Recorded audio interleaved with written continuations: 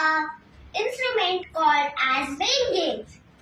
It is used to measure the rainfall that falls in a day. It measures the rainfall in millimeter or centimeter.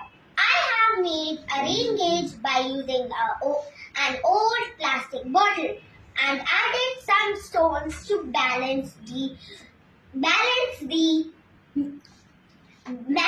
instrument when the wind blows. When it rains, the water that goes into the funnel, the instrument has a reading on it.